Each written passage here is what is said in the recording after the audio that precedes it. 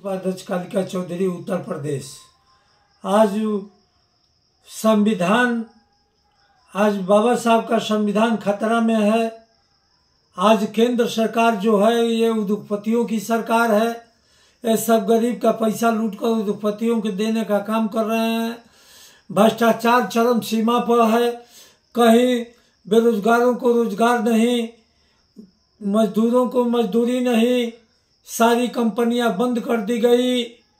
ये 24 घंटा जिस देश का प्रधानमंत्री सिर्फ झूठ बोलता हो उस देश का भला कैसे होगा।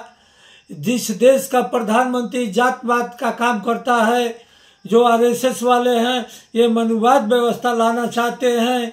हम इसका घोर निंदा करता हूं और मैं हिंदुस्तान के नौजवानों से अपील करता हूं कि आप लोग भारतीय जनता पार्टी के राष्ट्रीय अध्यक्ष माननीय संतोष यादव के साथ आइए और मदद करिए, नहीं तो संविधान खत्म हो जाएगा। फिर से ये लोग मनुवाद लाना चाहते हैं। मनुवाद से कुछ होना नहीं है। सिर्फ धर्म के नाम पर ये देश के लोगों को गुमराह कर रहे हैं। धर्म के नाम पर लूट रहे हैं। धर्म के नाम पर चंदा लेकर पूरा खा जा रहे हैं। और पार्टी सिर्फ जो भाजपा पार्टी है, जतवादी पार्टी है।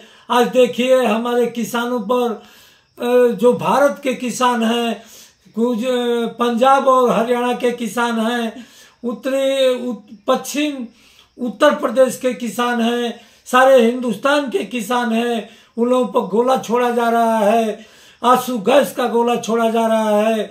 इसका भी मैं घोर निंदा करता हूं। आज हमारे किसान नहीं रहते तो आज हमारे देश को भोजन नहीं मिलता और किसानों का अपमान किया जा रहा है इस सरकार द्वारा बार बार। और यही नहीं, किसानों का एक भी बात माना नहीं जा रहा है। और किसान अनाज पैदा करेगा और एक उद्योगपति उस अनाज को बेचेगा और किसान अपने फसल का रेट लगा नहीं सकता है, इसका तय सरकार करती है। अब तो उद्योगपति करेगा कि किस रेट में लेगा और किस रेट में बेचेगा। इसका मैं घोर निंदा करता हूं। और हमारी पार्टी भारतीय जनता पार्टी और राष्ट्रीय अध्यक्ष माननीय संतोष यादव, भारतीय जनता पार्टी के राष्ट्रीय अध्यक्ष, पूरे किसानों के साथ हमारी पार्टी हिंदुस्तान के नौजवान किसान मजदूर किसानों के साथ चट्टान की तरह खड़े हैं। दलित बैकवर्ड अल्पसंख्यक खड़े हैं। इन लोगों को दलित बैकवर्ड अल्पसंख्यक से क्या लेना देना है। ये सब पैसा लूटकर, हिंदुस्तान का पैसा लूटकर सिर्फ सरकार गिराने और बचाने में लगे हैं। एक विधायक ये लोग 25 करोड़ में खरीदते हैं। ये भाजपा वाले जो जतवादी लोग हैं सिर्फ अपने जात का काम करते हैं, ये मनुवादियों का काम करते हैं। ये तानाशाह सरकार है। इस हिंदुस्तान का अंग्रेजों के बाद यही सब मजबूती से लूटने का काम किए हैं। मेरे मित्रों, नौजवान साथियों, अभी भी आप लोग चेतेंगे नहीं। अब की बार हमारे हिंदुस्तान की जनता चुनाव लड़ेगी और मोदी कितना भी जोर लगा लो, कितना भी यहाँ आंसू गैस का गोला किसानों पर छोड़वा लो, अब की बार तुमको जीतना नहीं है। तुमको अब की बार तुम 100 से पार नहीं करोगे। कितना भी पैसा बांट लो, कितना भी भारत रत्न बांट लो, कि पूरा हिंदुस्तान का लूट कर पैसा जनता में बांट दो, लेकिन तुमको अब की बार जीतना नहीं है।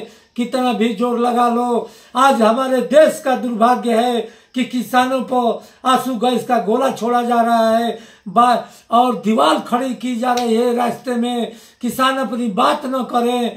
हिंदुस्तान की मेडल आने वाली लड़कियां मेडल लेकर उनके साथ जो अन्याय हुआ, बलात्कार हुआ, शोषण हुआ, उसके खिलाफ भी लड़कियों को आवाज को दबाने का काम किया गया।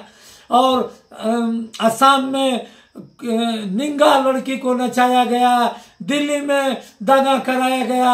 ये दंगाई पार्टी है। जितने भाजपा में है सारे अपराधी है। उत्तर प्रदेश का मुख्यमंत्री स्वयं अपना सारा मुकदमा दंगा से लगाई, 307 से लगाई, सारा वापस किया। अगर सरकार बदलती है तो फिर से इनका मुकदमा खोला जाएगा। और अमित शाह भी दंगा कराने का काम करते हैं। इनको भी तिहाड़ जेल ले जाया जाएगा। मोदी घोटाला पर घोटाला इस पूरा हिंदुस्तान को लूटे हैं। भ्रष्टाचार चरम सीमा पर है। किसान परेशान है। किसानों पर अत्याचार हो रहा है। किसानों की बात सरकार नहीं सुनती है। अब हम लोग झंडा और डंडा लेके किसानों के साथ खड़े होंगे। पूरा दिल्ली को घेरेंगे। ईवीएम तोड़ने का काम करेंगे। अरे मेरे किसान भाइयों, आप इतना बलिदान दे रहे हैं। आपका बलिदान बेकार नहीं जाने दिया जाएगा। आपका बलिदान का एक एक रुपया का कीमत इस सरकार को चुकानी पड़ेगी। और नहीं चुकाएगी तो हम लोग दिल्ली को घेर लेंगे और मोदी को और अमित शाह को हिंदुस्तान छोड़कर भागना पड़ेगा। और मैं इसी शब्दों के साथ मैं हिंदुस्तान के नौजवानों से अपील करता हूं कि ईवीएम हटवाना है, किसानों को न्याय दिलाना है। और इसी शब्दों के साथ बाबा साहब के संविधान को बचाते हुए भारतीय जनता पार्टी के राष्ट्रीय अध्यक्ष माननीय संतोष यादव के हाथों को मजबूत करिए। इनको छोड़कर हिंदुस्तान में कोई बैकवर्ड दलित अल्पसंख्यक का मदद करने वाला नहीं है। आज बैकवर्ड दलित के नौजवानों का खून बह रहा है। एक तरफा IAS IPS में चोरी करके सिर्फ मनुवादियों का, सामंतवादियों का नियुक्ति हो रही है। बैकवर्ड दलित अल्पसंख्यक पढ़ लिख कर पड़ा हुआ है। इसका हक और अक्षर लूटा जा रहा है। अब हम लोग बर्दाश्त नहीं करेंगे। अब झंडा और डंडा लेकर रोड पर उतरेंगे। इन लखायरों का, ये RSS वाले बहुत लखायरा लोग हैं, जल्दी मानने वाले नहीं है। गोदी मीडिया को बनाना पड़ेगा। ये जतवादी मीडिया को बनाना पड़ेगा। सामंतवादी ये विचारधारा वाली गोदी मीडिया, लतखोर मीडिया, जूताखोर मीडिया का भी हिसाब करना पड़ेगा। डंडा लेकर और झंडा लेकर इन लोगों से डरिए मत। हम लोगों के पूर्वज डरे होते तो आज आजादी नहीं मिली होती। इन लोगों से भी ये काला अंग्रेज है, अंग्रेजों का मदद करने वाले हैं, करते थे पहले। ये आज राष्ट्रवाद का सर्टिफिकेट बांट रहे हैं। आज दलित बैकवर्ड संकल्प लड़ा नहीं होता तो देश हमारा आजाद नहीं हुआ होता।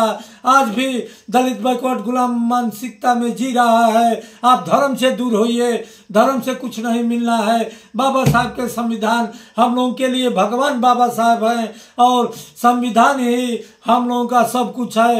रामायण ग्रंथ जो भी मानिए, गीता मानिए, हम लोगों का बाबा साहब का संविधान ही सब कुछ है। इसी से कुछ मिला है। भगवान से छुआछूत मिला है, बकिया उसके अलावा कुछ नहीं मिला है। हम लोग ठगे गए हैं मंदिर के नाम पर। मेरे मित्रों, बैकवर्ड दलित अल्पसंख्यकों, मंदिर से दूर होइए और देश को आगे बढ़ाना है। भारत चाहे बढ़ाना है तो भाईचारा कायम करना पड़ेगा, तब देश आगे बढ़ेगा।